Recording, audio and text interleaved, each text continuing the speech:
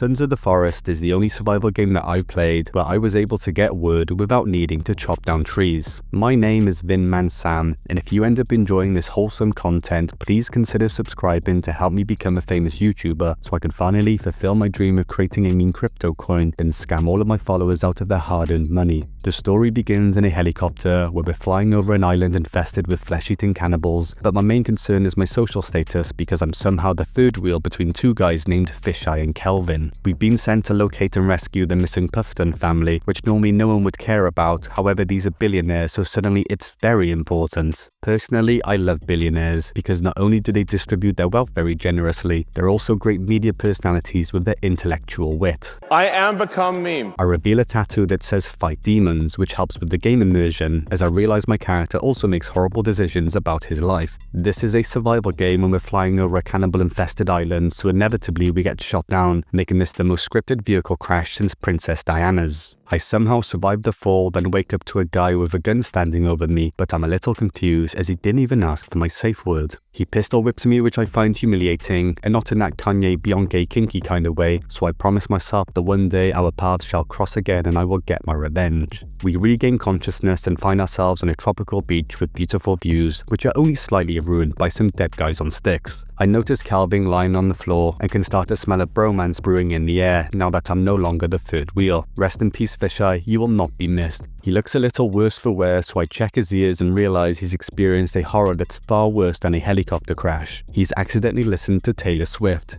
In all seriousness, he's mute and deaf with a possible case of brain damage, which is kind of sad, but I'm able to exploit him for manual labor, and it's not like he's capable of complaining. We open the emergency pack with all of the essential survival tools before looting the cases around us. I fell out of a helicopter and faced life-threatening injuries, which means I'll be on the waiting list at the NHS for at least 8 months, so I take some random medication instead and surprisingly begin to heal. We start to explore the forest and find a spot next to a lake where I can tell Calvin wants us to set up camp as it reminds him of his home in California. We immediately put him to work and tell him to clear some space as I start to enjoy the benefits of modern slavery. Today I feel Qatari. It's like a mixture of Simon Says and slave labor, except one is fun entertainment for all involved and the other is a silly game for children. I build a basic hunting shelter before being greeted by some of my new neighbors. For some strange reason, us Brits get a bad rep for colonizing, so I try to live in harmony amongst the cannibals in the hope that one day we can all become bros. If there's one thing I know about history, is that humans can easily coexist with one another without the need to resort to unnecessary violence. Kelvin seems like he's missing California, so I tell him to make himself at home, but I think he takes me too literally as he sets himself on fire.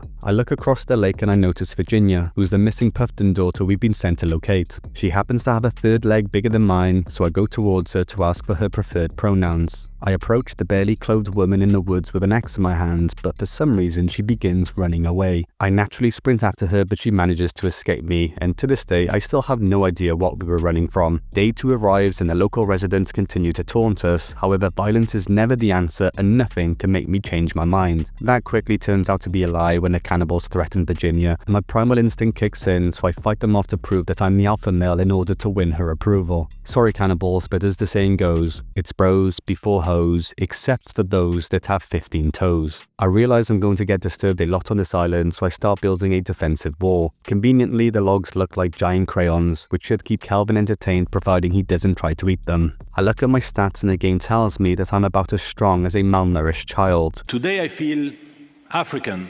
I build a fish trap to start my protein journey, which I'll pretentiously talk about to everyone I meet, and will likely start a podcast about it. I must be making some gains because I take out a group of cannibals. As I burn the bodies of the locals and use their bones to create armor, I reflect on how I am 100% the good guy in this story. I craft a bow and begin feeling like I'm Robin Hood, except I steal from both the rich and the poor because it's 2025 and I believe in equality. I head towards some red smoke in the distance where I find the modern axe. Whoever says size doesn't matter has clearly never experienced the joy of deforestation and maximum efficiency. I have an objective to find the missing B team, so I head towards the first of 3 purple markers on my GPS. I find a man publicly hanging and it's given Middle Eastern vibes, so I throw some stones at him to help complete the aesthetic. He falls to the ground and drops a flashlight. It's one vowel away from being my ideal Christmas present, but at least it should help with some caves that we'll soon have to explore. I head back to camp to see a cannibal breaking our shelter, so I chase him down and kill him before deciding to finish our defenses as our base has been penetrated more times than Bonnie Blue on a Friday evening. I head towards the second purple marker when a raccoon offers me a hug, so I teach it a brutal lesson in stranger danger. We get to our destination but find out we require a shovel to advance, so I head into a cave instead where the place is typically overrun with cannibals, including one mutant who's painting the wall with his bodily fluid. I try to give him some advice on interior design and explain how some neutral tones will really help make the room look bigger, but get distracted when his chest looks like Bonnie Blue on a Saturday morning. He manages to knock me out with a headbutt before I wake up in some fleshy mutant cocoon. He kindly leaves me my knife, allowing me to escape to freedom, but the freedom is short-lived as I realize he's still lurking in the cave ready to spawn kill me. Tryhards like him have ruined competitive spawn killing, which is exactly why I stopped performing abortions. I managed to kill him before running into his brother, so I do the humane thing and help reunite them. We exit the cave and make our way towards the third purple marker. I find a caddy, which means the locals would have once played the boring game of golf, so there's no wonder the poor buggers decided to take up cannibalism. Did you know that if billionaires are looking for 18 holes, they come to Cannibal Island, but if they're looking for under 18 holes, they take a trip to Epstein Island instead? I attempt to ride the caddy with the game's awful driving mechanics, and now I finally understand what it means to be a woman. Today I feel disabled. The next purple marker is in the middle of the sea, so I start to build a raft to get there. I take a moment to appreciate the fictional unpolluted ocean because I'm so sick of plastic killing these innocent sea creatures. I arrive at the scene and find a gun before something primal takes over me, as I suddenly remember that my character is American and a group of fish is called a school. We head to the next cave on the map in the hopes of finding the shovel and begin taking out enemies by camping with the bow and arrow. I kill a handful of mutants before coming across mutant twins conjoined at the hip, which makes me wonder what life would be like if I had a twin. I'd probably be a weird wannabe YouTuber with no real direction in his life, with some kind of silly name like Twin Man Sam. The thought of having a twin angers me because of the likelihood that my parents would prefer them to me, so I take it out to the mutant and kill him with the bow and arrow. I keep exploring the cave before locating a hallway that's being blocked by someone suffering from obesity. Having obesity in 2025 is low-key a flex, because how do you afford to eat so much in a cost of living crisis? If you're trying to lose weight and too lazy to exercise but can't afford Ozempic, I would suggest trying explosives. We find the zip gun and start to decompress after all of the recent murder we've been doing. Between zip lining, scuba diving and archery, Cannibal Island is really starting to earn that 5-star TripAdvisor rating. I exit the cave and wipe out a nearby cannibal camp before finding a unicycle called the Night V. All I need now is a GoPro and an overinflated ego, and I can start reporting drivers for some clickbait content. I head back to camp and realize I must have befriended Virginia, as I can now give her items, including a GPS locator so I can romantically stalk her exact location at all times. I also give her my pistol, which she quickly puts to good use by saving my life, making her the most accurate shooter without 2 functional legs since Oscar Pistorius. I follow a map to locate the shovel in the next cave, only to get attacked by a new mutant yet again because this game is harder than being a vegan and not being able to tell anyone. Quick disclaimer to say, please don't be offended by anything I say throughout this entire video because they're only silly jokes, and just like vegans, I don't want beef. The mutant jumps on my face and suffocates me to death, and now I'm wondering if the game is available in virtual reality. We respawn and sprint through the cave as quickly as possible and manage to escape with the shovel without dying again. I clear out another cannibal camp miles away from my base before realizing Calvin has tracked me down like a lost dog. We're in dangerous territory, so I tell him to stay hidden. I'm not saying Calvin is bad at hiding, but if he was hiding with Anne Frank in 1942, then a diary never would have existed. I finally head back to the second marker and use my shovel to start digging up the past, more than my girlfriend does whenever I'm winning an argument. We find the third member of Team B who's dead with a shotgun. It's a very touching tribute to Kurt Cobain, but I bet he can't even name 3 Nirvana songs. We wake up after day 10 to see the winter snow, but we quickly climatize as it feels slightly warmer than a summer's day in the UK. I head towards Maintenance A bunker, which is located on my GPS. I find a keycard for another bunker, which is great for progressing the story, but more importantly, a tuxedo, so at least I can kill cannibals in formal attire. We use the keycard to enter the next bunker, where I begin effortlessly killing babies. Maybe I'm still quite sweaty at spawn killing after all. We enter the main hall and find divers being dragged into the water before noticing the pistol whipping guy, and I start having traumatic flashbacks. I get ready for my revenge, but he reveals the missing billionaire Puftons have turned into aggressive mutants, which is quite frustrating as I was hoping I could get their blessing for Virginia. My nemesis makes a run for it before the Puftons start attacking me, which shows that even as mutated cannibals, the rich won't stop preying on the working class. They obviously kill me, but I tell myself it's because Virginia has my guns and not because I'm terrible at the game. I enter the next bunker and find a 3D printer. I'm able to make something practical like armor or arrows, or something that's a bit fun and silly like a sled. It's a tough choice because We make our way through the bunker to find a gym. My new protein diet is telling me to go and film myself lifting weights, just so I can shout at anyone who moves in front of the camera. We see a mutant working overtime at the reception desk, and you gotta hand it to him, mostly because he has no arms, but also because I value anyone who works in hospitality. We head into the next room and find a strip club, where I notice a dead man with a guitar down his throat and naturally have so many questions. Who did this? Why did they do this? Where did they get this, and how much did it cost? As we leave the bunker, we run into a man who turns out to be Timmy from the first game. He's got one arm much bigger than the other, so at least now we know what he's been up to this whole time. I head back to camp and build a tree house for the future kids that Virginia doesn't know that we're having yet, but I can't find her, so I naturally begin getting paranoid that she's found someone else with at least 3 legs. I track her down on the GPS in a protein-fueled rage and ready to make numerous accusations, only to discover she had disappeared to pick me some wild berries. I'm just glad that we have a healthy relationship. She tells me to follow her before leading me to a tent and points at it, which seemingly gives me the green light. But I start panicking as I realize that I'm actually all talk and begin scrolling the weather app instead.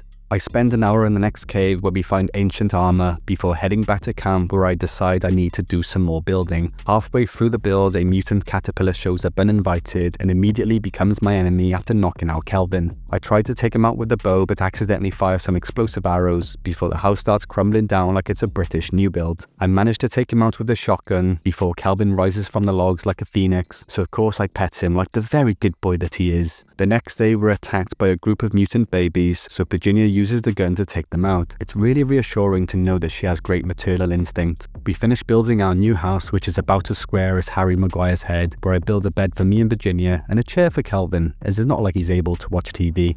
I have my first good night's sleep since getting on the island and finally feel ready to revisit Mr. and Mrs. Puffton. I start shooting at the cannibals before my girlfriend walks into the room and asks me to do my famous Mario impression. I tell her it's a me, Vin Man Sam, and you won't be surprised to hear that she was really impressed. After I take out the enemies, she then asks me to do my best Luigi impression, so I shoot the billionaire in the back a few times. I think I may have misunderstood her. We head to the next bunker and see Timmy fighting a giant slug who starts throwing babies at me, so I begin slicing them up like it's 2010 and I'm playing Fruit Ninja. Moments later, his dad, who he played as in the last game, comes to our rescue. I haven't paid much attention to the storyline to understand what's going on, but I can't help but feel jealous of their father-son relationship, because if my dad ever joined in on one of my fights, it would be to join the opponent's team. We black out and wake up to see the giant slug is somehow dead before exploring the rest of the bunker. I find a video camera where we see a cultist group stabbing themselves to death, which gives me the same viewing experience as scrolling through Twitter. A few minutes after watching them stab themselves, I find a katana and wonder if the game is also trying to tell me to kill myself, just like my friends do whenever I reach out for emotional support.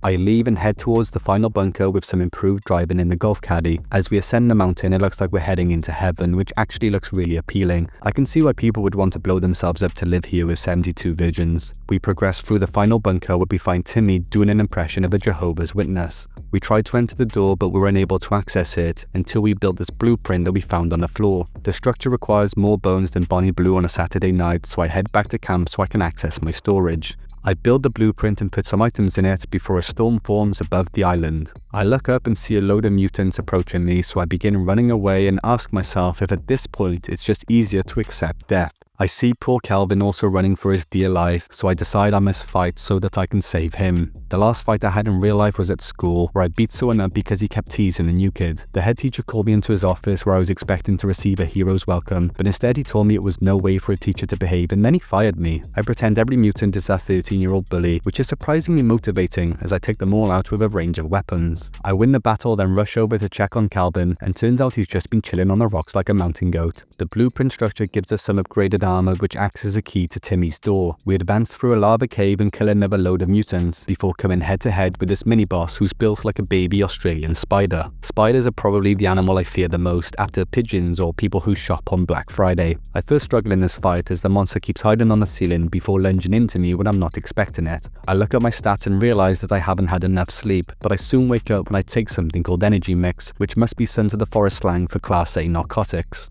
Aside from wanting to rave, tell my friends I love them, and talk about aliens building the pyramids, I finally become fully focused and take out the spider. We get towards the end of the cave where we enter a cube, similar to the one that's hosted by Philip Schofield. Then Timmy ironically starts saying all of Philip Schofield's favourite numbers. 15, 14, 13. toi. We all collectively trip balls and see a futuristic city, which is exactly how modern society will look if people would stop queuing at pubs in a single file. We exit the cube and a rescue helicopter finally turns up about 1 month too late, so I can only assume it was sent by the Royal Mail. A giant slug appears to be our final boss fight, but as I take a closer look, I notice a familiar face. See, this was never a story about romance or about friendship. No, this was a story about vengeance. I start by pulling out the shotgun before realizing I'm way out of my depth when he starts swinging a helicopter around like he's King Kong. I've been trying to get hit by a vehicle for months for a compensation claim to pay off my gambling debts, and my wish comes true as he swipes me with the helicopter. He starts attacking other NPCs, and to be honest, it's a little annoying because why is he not giving me his undivided attention? I've been waiting for this fighter's landing on the island, and he's over here killing other people, acting like I just don't exist. I start throwing explosives at him just to poetically tell him that he's blown his chances. I finish him off once and for all with the shotgun, making me the most deadly Brit with a shotgun since round modes.